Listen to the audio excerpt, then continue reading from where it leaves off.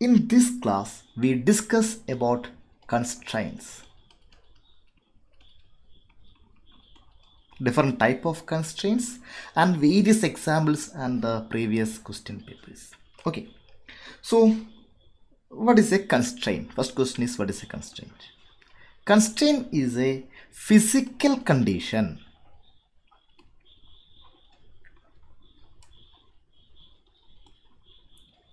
physical condition that restrict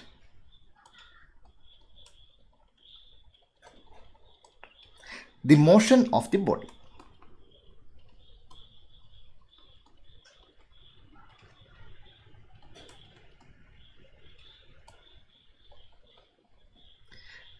For an example, consider the case of a ant.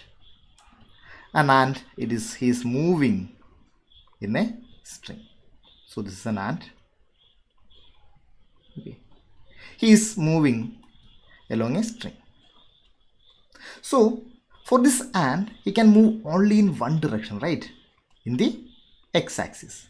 And he can move in y direction, or he can move in z direction. His motion is restricted to one coordinate, that is x coordinate, right?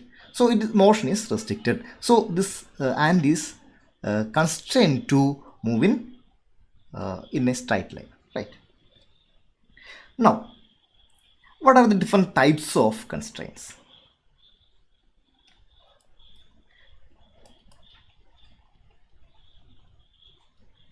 The various types are, one is Rheonomous constraint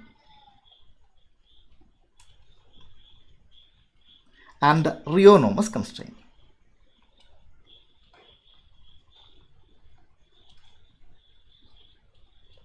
Second type is holonomic and non-holonomic constraint and non-holonomic.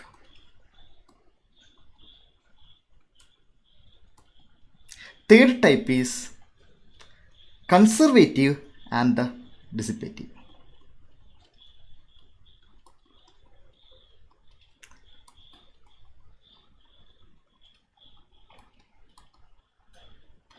Okay, so first we are dealing with the Rheonomous and Rheonomous constraints.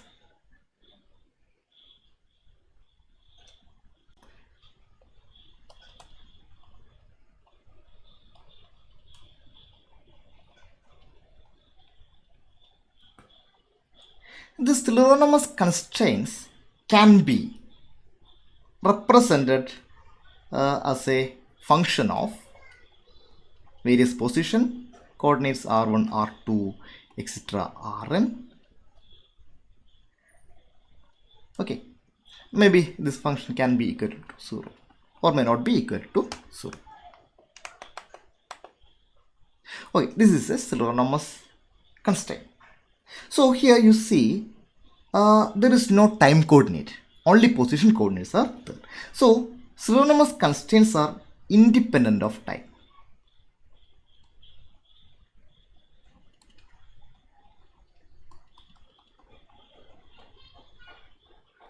For an example, I will tell you an example of a simple pendulum.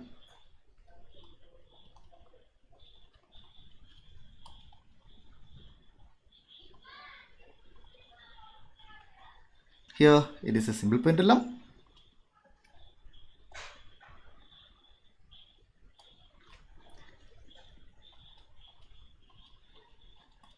There is a bob of mass m at the end of a string with a length equal to some constant value. So this simple pendulum can oscillate like this. Okay. So after some time the position of bob will be here. So here you can see the length is always constant. Maybe it can be 10 centimeter. Okay. This value is always a constant value. So it is independent of time. Okay, so this is a example for Rheonomous constraint, simple pendulum. Now we are discussing the another type, that is Rheonomous constraint.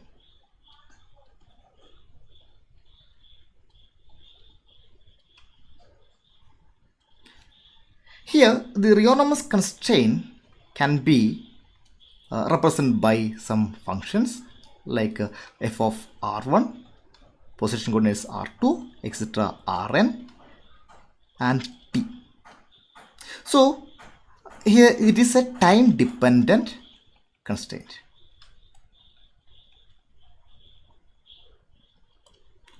Now take an example. I am telling an example of spring pendulum.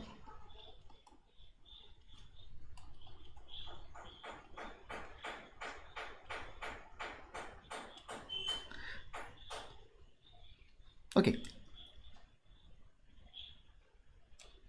Here in the spring pendulum, it is similar to a simple pendulum, and it will be look like this one. Instead of string, it is replaced by a spring, and at the end there will be a bob, and it is oscillating. So when it is oscillating, when it reaches at the end position, the length of spring will be very much less.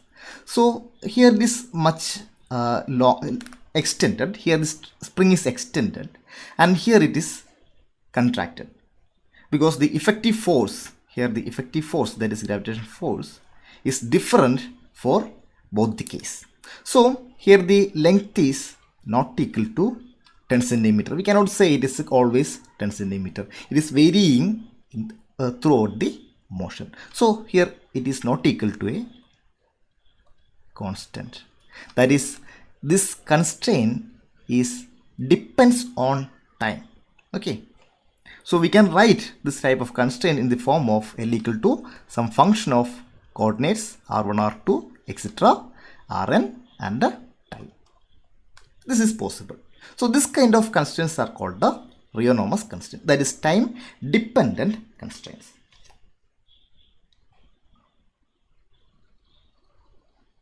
Now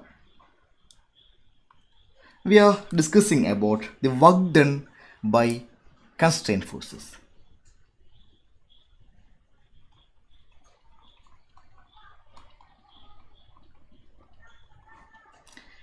I think all of you know what is work done.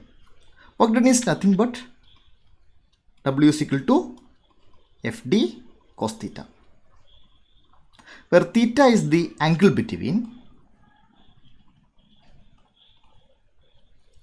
F vector, force vector, and the displacement vector, and D is the displacement, right?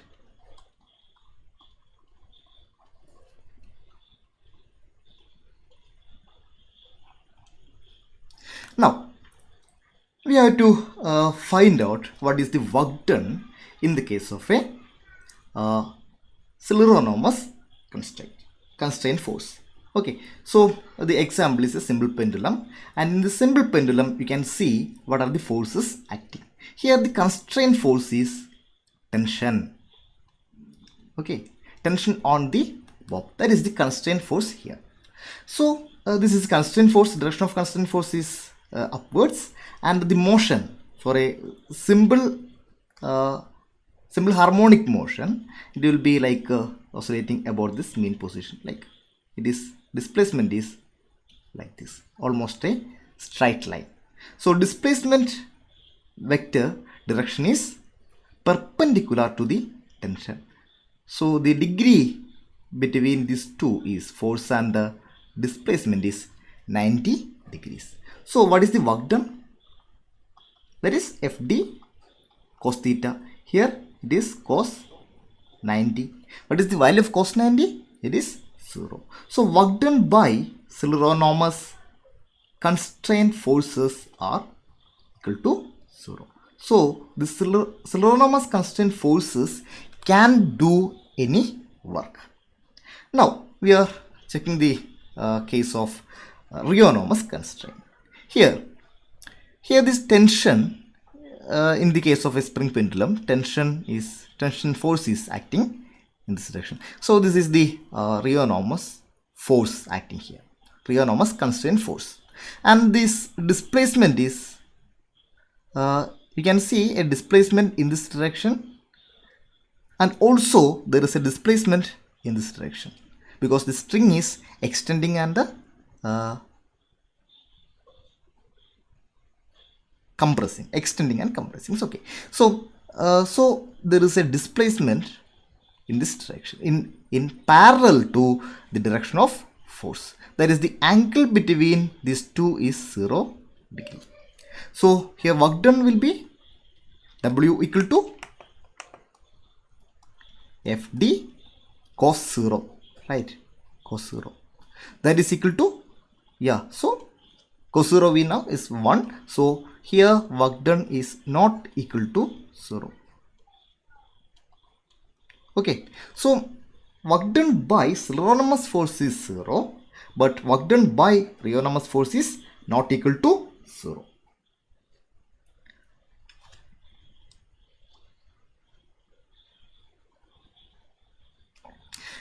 And this kind of constraint, that is, when work done is 0, we call ideal constraint.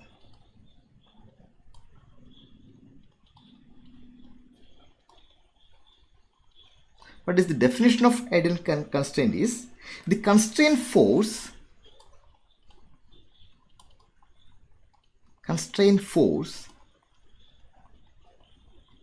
act in a direction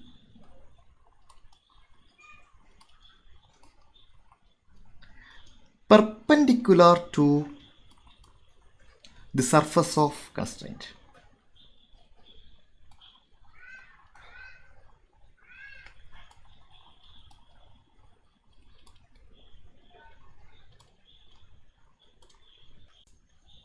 The second type of constraints are holonomic and non-holonomic.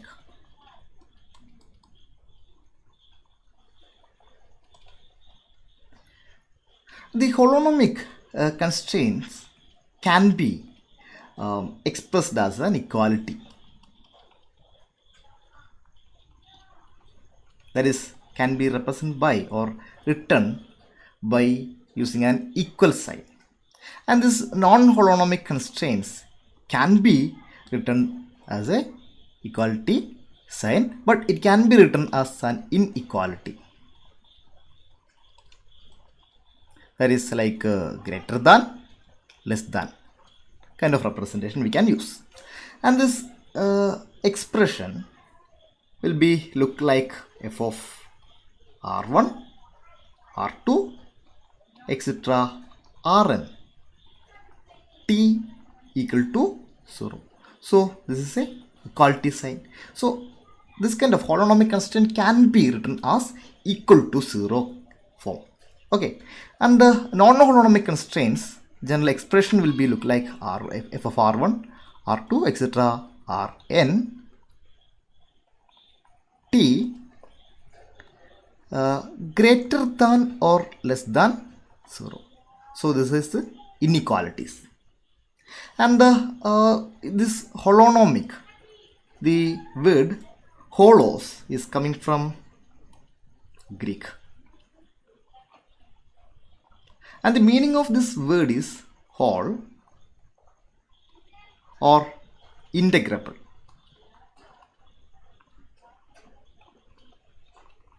This function, this constraint, holonomic constraint is a integrable constraint, and the non-holonomic is non-integrable constraint.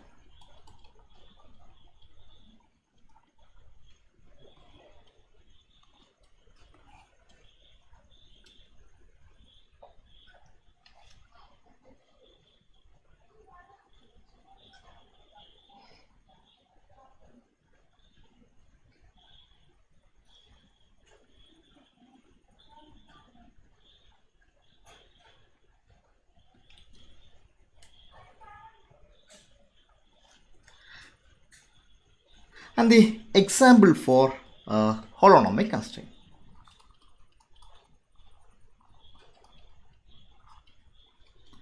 is a pure rolling. This is an example.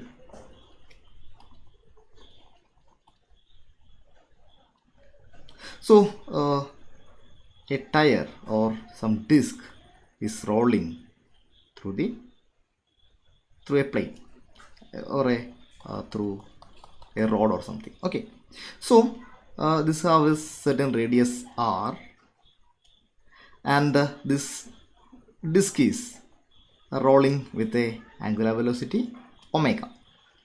Okay, so the center of mass of this disk moves forward with a velocity v. So we can write a constraint equation, that is v equal to r omega. So this is a constraint acting in a pure rolling. If v is not equal to r omega, then it is not a pure rolling. So here you can see this is velocity independent.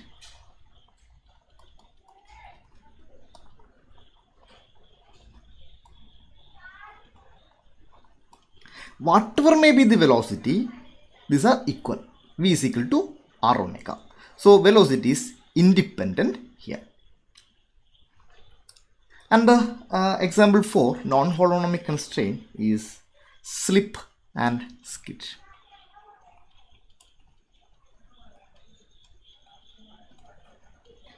So when you are driving a car in monsoon season, you have felt this slipping and skidding over the road.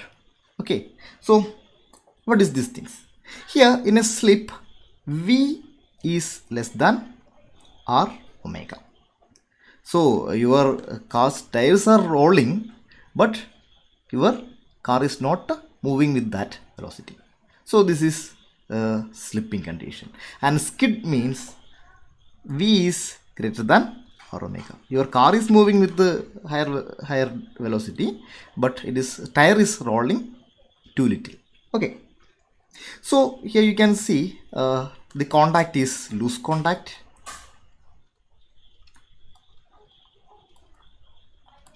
And here the velocity is dependent.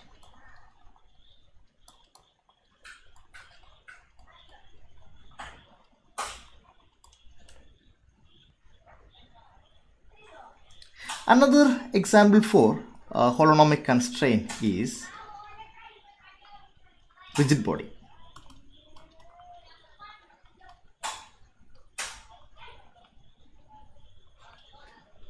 Okay, for a rigid body, this be rigid body, and the condition for or definition of rigid body is like this definition. So in a rigid body, you know, there are different many points, and if maybe is ith point and this jth point, then from a common reference point you can draw the vectors rj, position vector rj, ri. Okay, so the distance between any 2 points in a rigid body will be a constant equal to Cij, where Cij is a constant value. So distance between any 2 points in a rigid body will be a constant. That is the definition of a rigid body. So here you see we use the equal sign. Okay, we used equal sign. So this is a holonomic constraint. And another example for non-holonomic constraint is a vertical disk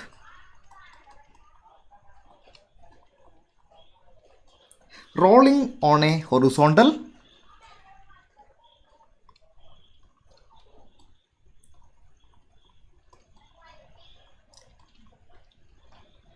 xy plane. So this is an example given in classical mechanics written by J.C. Upadhyaya. So you just go and refer classical mechanics by J.C. Upadhyaya.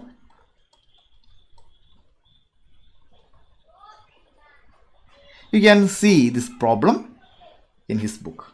So the solution of that problem is like this. The constraint are written as, constraint in that problem are written as dx minus a sine theta d phi equal to 0, and dy plus a cos theta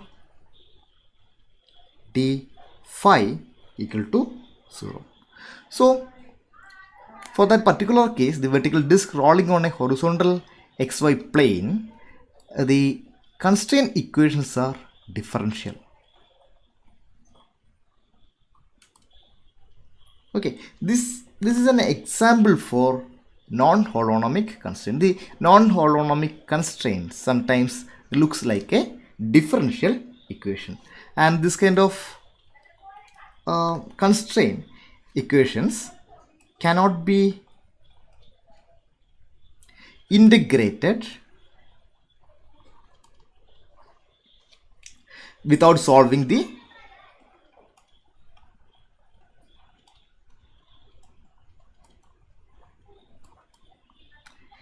entire problem.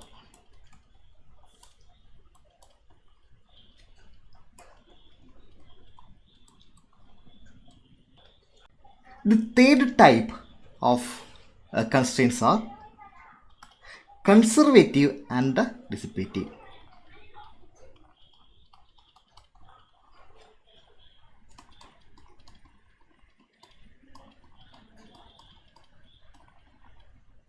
So the conservative constraints, in the case of a conservative constraint, the energy is conserved.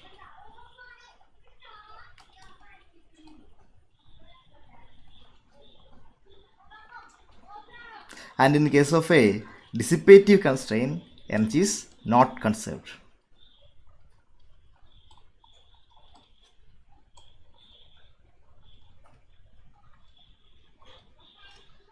And the conservative constraint forces do not do any work.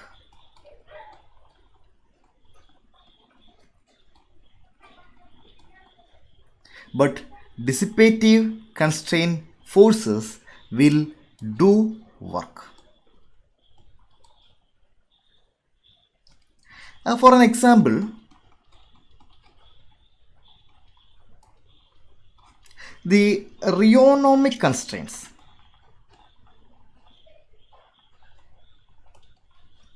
You know, Rheonomic constraints are time dependent constraints. So Rheonomic constraints are generally dissipative kind of constraints. In this lecture, we discuss about degrees of freedom. So from definition, the definition given by J.C. Upadhyaya in his famous classical mechanics book is as like this one. The minimum number of independent variables or coordinates required to specify the position of a dynamical system consisting of one or more particles called the degrees of freedom. The essence of this definition is degrees of freedom equal to number of independent coordinates.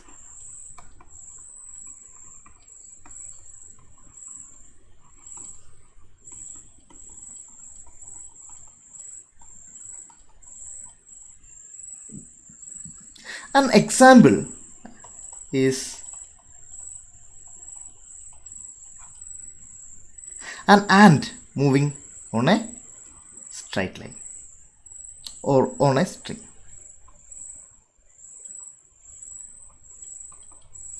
So we are drawing a coordinate system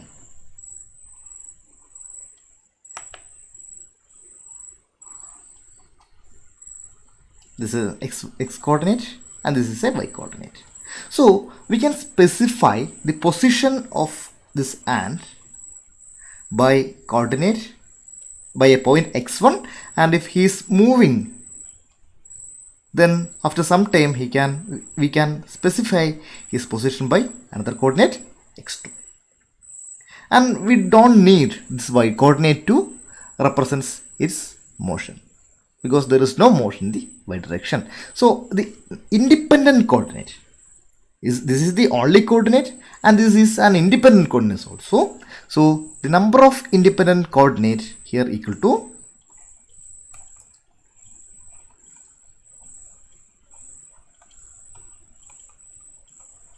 equal to 1, that is x coordinate. Therefore degrees of freedom of this ant is equal to 1. Now we are discussing another example. Example 2. Example 2 is a one free particle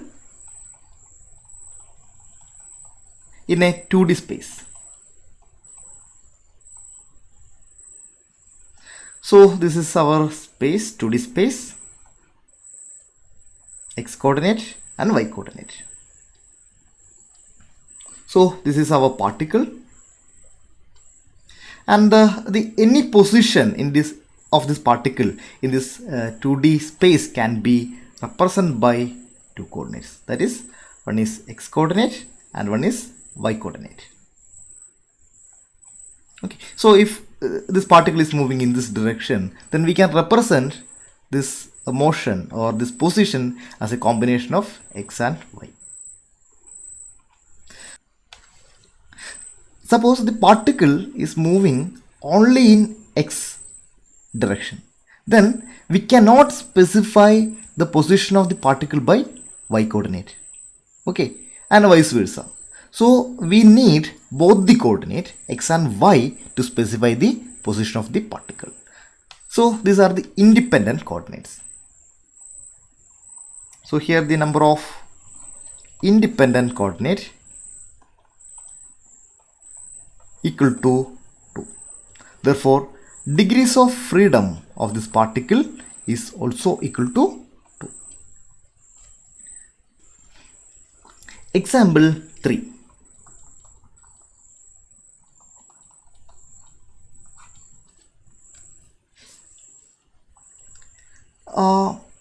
A one free particle in 3D space. So this is our space x, y and z. So a particle in this 3D space represented by the position of the particle in 3D space is represented by combination of x, y and z coordinates. So here the number of coordinates, number of independent coordinate equal to 3. Therefore degrees of freedom is also equal to 3, because there is no, in this problem there is no constraint. Okay, it can move in any direction. This is another set question. It is in 2019 June question. So here the question is number of degrees of freedom for a mass point constrained to move along the circumference of a circle. So the condition is like this: there is a circle and a mass point is moving along the circumference of this circle. So they are asked to find out what is the degrees of freedom for mass point. So degrees of freedom we now equal to independent coordinate, number of independent coordinates.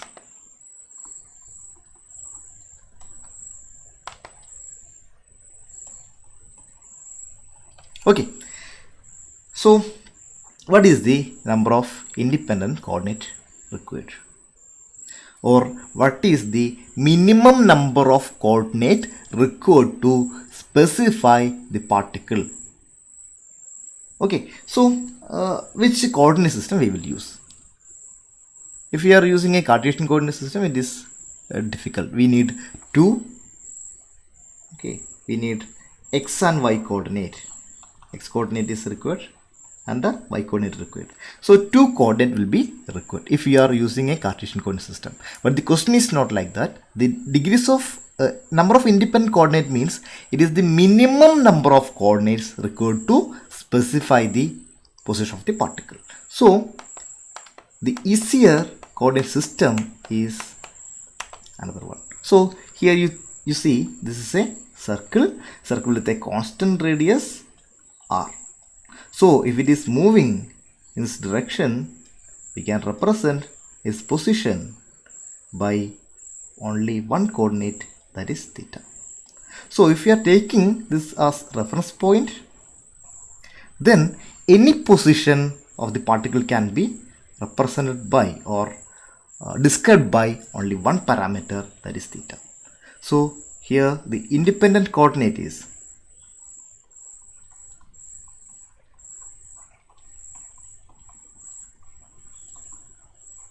theta only.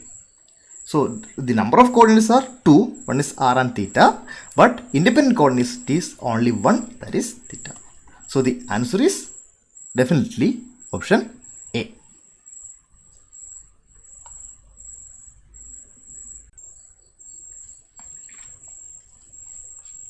This is a 2015 June question. The question is the number of degrees of freedom of an ant free to move on the surface of a sphere is. Okay.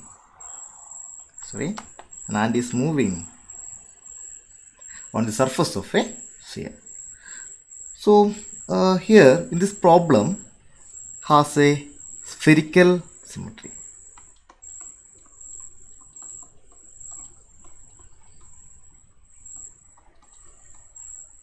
So to solve a problem with the spherical symmetry, it is better to use spherical polar coordinate system.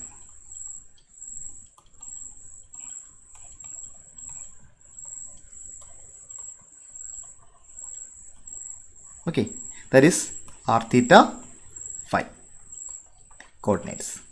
And if there is for a problem, if it has a cylindrical symmetry, then better to use cylindrical coordinate system.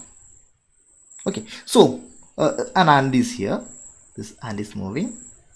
Okay, so the position of this ant can be represented by three coordinates. One is r, and for the sphere, so it cannot move inside the sphere, so it is always on the surface of the sphere, so r is constant.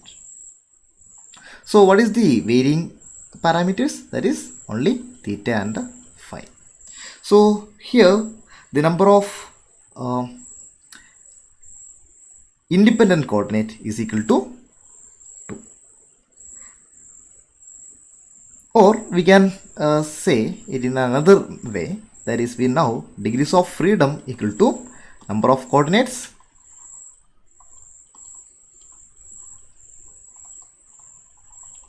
minus number of constraints.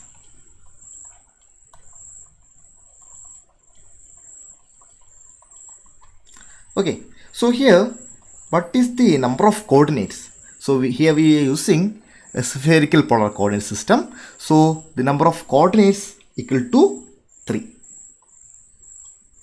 And you can see here there is a one constraint. Okay, that is r equal to constant. It's a holonomic constraint is there. So minus 1. So the degrees of freedom of this ant is 2. Now we are going to discuss about degrees of freedom of a rigid body. Okay, what is rigid body? You know, any 2 points in a rigid body is fixed. distance between any two points in a rigid body is fixed. That is Ri vector minus Rj vector is equal to Cij. I am solving this problem in two ways. First method, I am using the equation degrees of freedom is equal to 3n minus n C2. So suppose my rigid body is in 3D space. These are coordinate x, y and z, and my rigid body consists of 3 particles or 4 particles. Okay, so this is my rigid body. It consists of 4 particles, and these particles are constrained. Okay, here I told you the distance between particles in a rigid body is constant. So these particles are interconnected. Okay, so here total 6 connections are there. That means there are 6 constraints are there. So now we are going to use this equation, that is degrees of freedom equal to 3 into n, that is the number of particle. Here the number of particle is 4 minus nc2. Here the number of particles is n, that is 4c2. What is the 4c2? 4c2 is equal to 4 into 3 by 1 into 2. That is equal to 6. Okay, so degrees of freedom is equal to what we get? Equal to 6. So here I use this equation. Now I am going to discuss in another way. 2.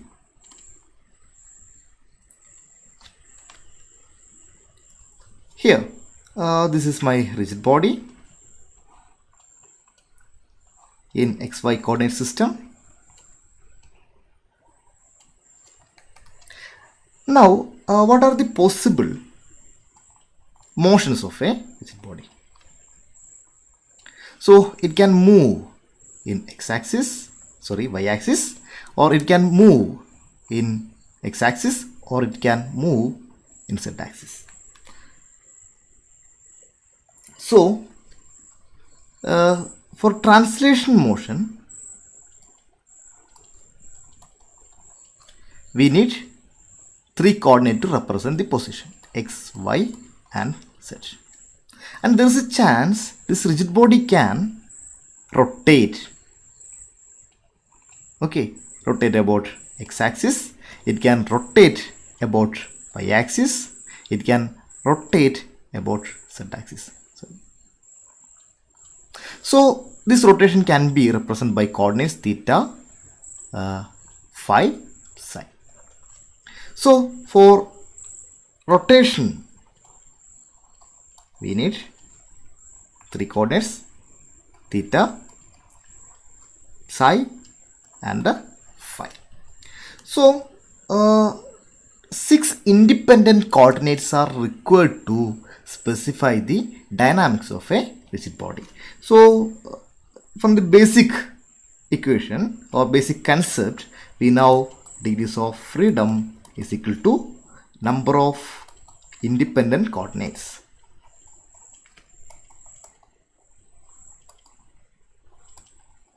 Therefore, here there are total 6 independent coordinates are required. So degrees of freedom of rigid body is 6.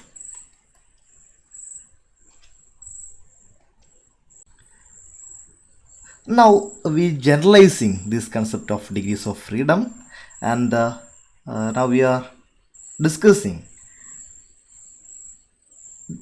degrees of freedom of n particle system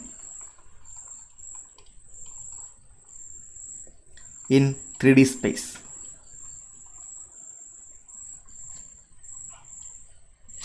So in 3D space, there are n particles are there, etc, etc, etc. So total n particles are there, suppose. Okay, so in this system, to specify, this is 3D space, I am told you 3D space, so there is xy coordinate is there. So to specify the position of this particle, we need 3 coordinate. One is x1, y1, z1. Similarly, for another particle, we need another coordinate, that is x2, y2, z2. Okay, so each particle has 3 coordinates. Now these particles, suppose these particles are connected. This is a constraint. These particles are connected. These are the constraints.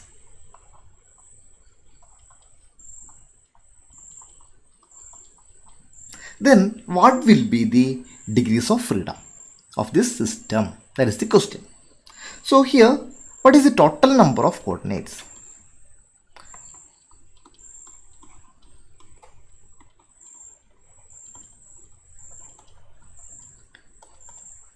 We know there are total n particles and each particle has 3 coordinates, right? So it is equal to 3n.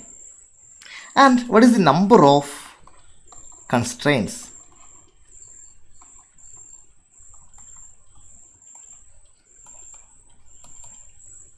It is equal to nc2.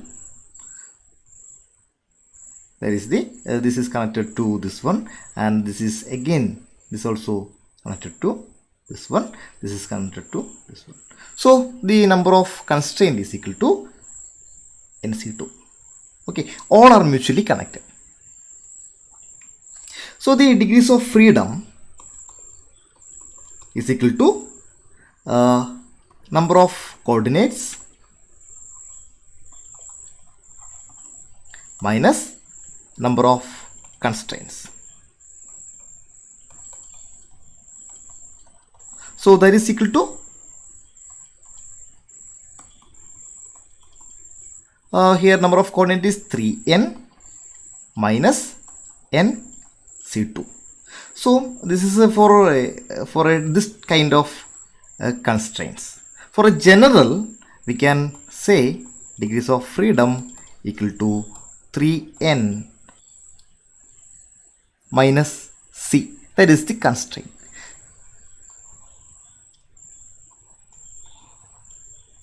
That is, this is general expression for n particles with c constraints in 3D space.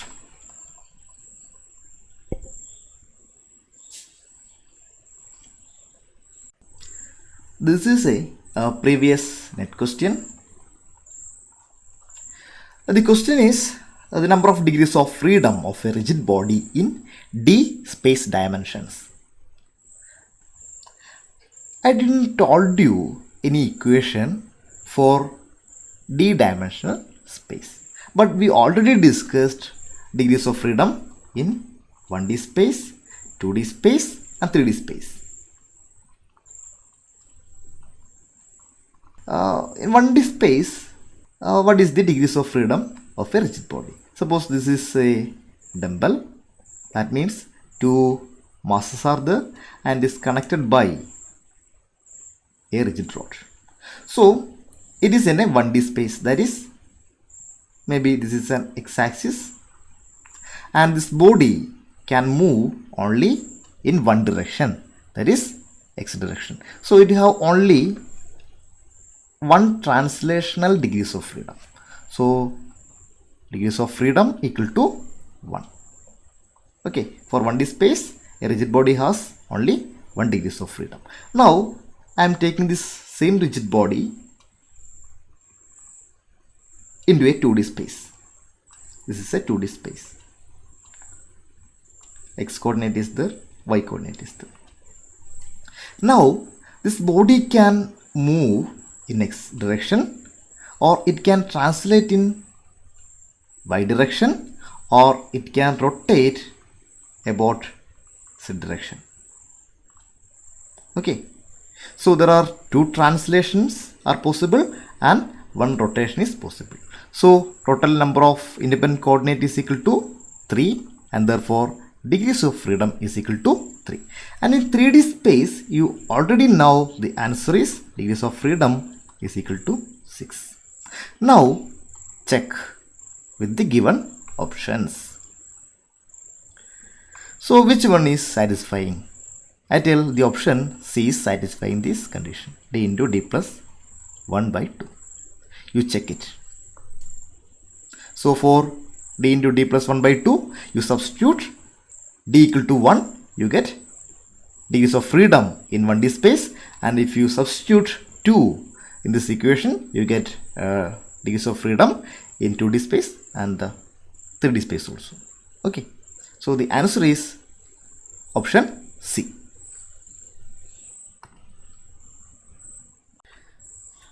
This is the last session of degrees of freedom. Here I discuss some more examples.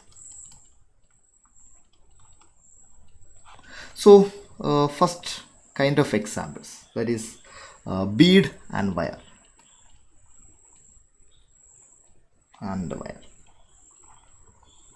So a bead moving in a wire. So suppose there is a wire like this, wire is there, and a bead is moving along this wire. What is the degrees of freedom? This is the question. The answer is 1. Why? Because after some time this bead may be at this location, right?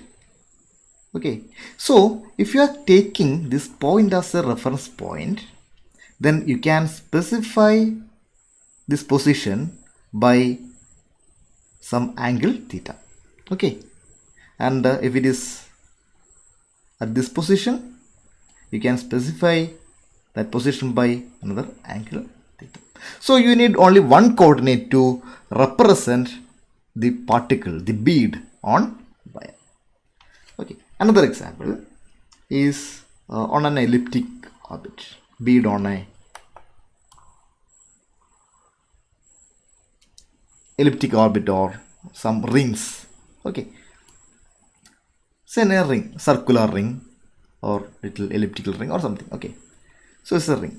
So here also suppose this is the reference position, then we can represent the position of bead by angle theta or phi. So here also we need only one coordinate, independent coordinate, therefore degrees of freedom is equal to 1. Second kind is surface.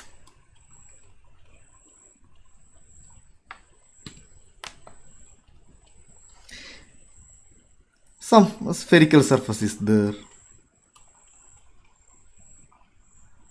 and a bead is moving over the spherical surface, then degrees of freedom is equal to 2. Or if it is moving inside a cylinder,